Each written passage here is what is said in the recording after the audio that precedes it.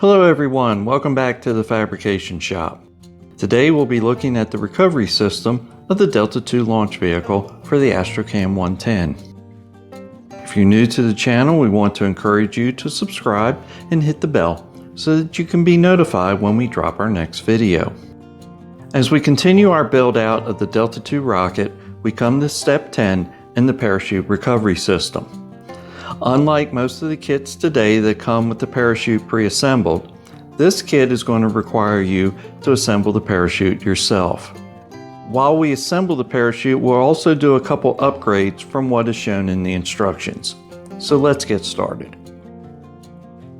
The first thing we need to do is cut out the parachute.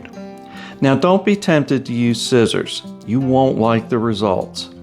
Instead, we need a hobby knife with a new blade and a flat metal ruler. Line the ruler up with the dotted lines on the parachute.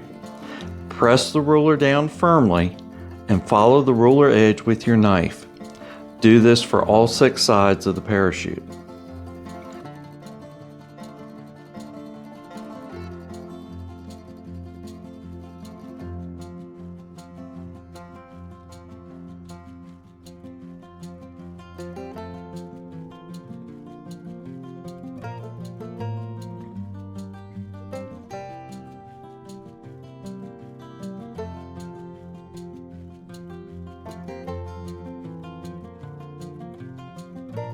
Next, we'll need to cut the shroud lines for the parachute. Now you can measure 3 24-inch segments and cut the shroud lines at these spots.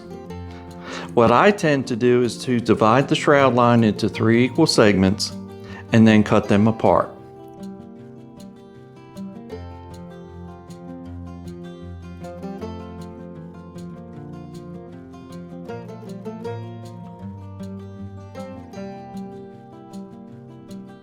Whichever method you choose is simply up to you. They both work.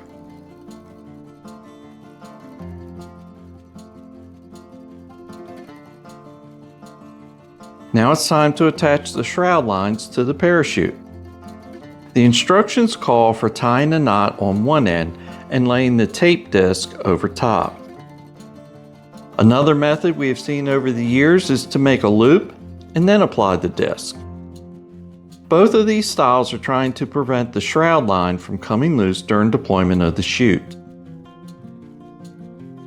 I'm going to use a different technique that I still use today, especially when I repair my parachutes. First, get some paper reinforcers. These can be found in stationery stores or big box stores that sell school supplies. These are designed to stop 3-ring binder paper from tearing and coming loose. They come in both a paper type material or a plasticky type material. Get the plastic ones if you can find them, as they hold up much better.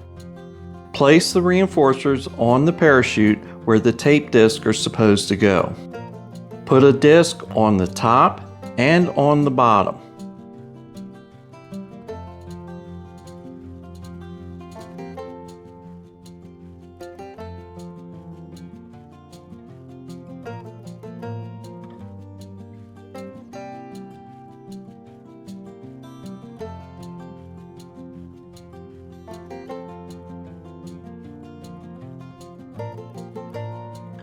Now cut a small hole or slot in the center of the ring.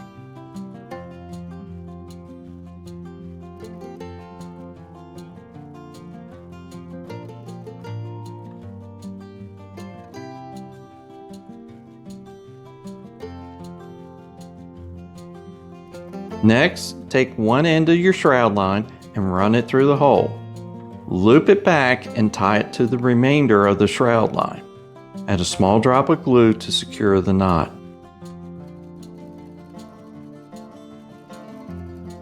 The instructions show the shroud lines tied in order around the parachute. Instead, we recommend that they are tied in order across the parachute. This seems to reduce the tangling of the shroud lines, and it's also the way the current pre-assembled chutes are rigged. And we do this for all 3 shroud lines. We're going to add one new step to the parachute assembly. We're going to add a snap swivel to the shroud lines to allow the parachute to be removed or changed at a later time. Pull the parachute and shroud lines in a straight line and pinch the end where the shroud lines come together. Pinch the lines and feed them through the loop in the snap swivel. That concludes this episode on the parachute assembly. In our next episode, we'll look at applying the decals and the stickers to the rocket. If you've enjoyed this video, and if you like what we're doing here, please click on the like and subscribe buttons. If you hit the bell, you'll be notified when we drop our next video. So until next time, wishing you all the best and take care.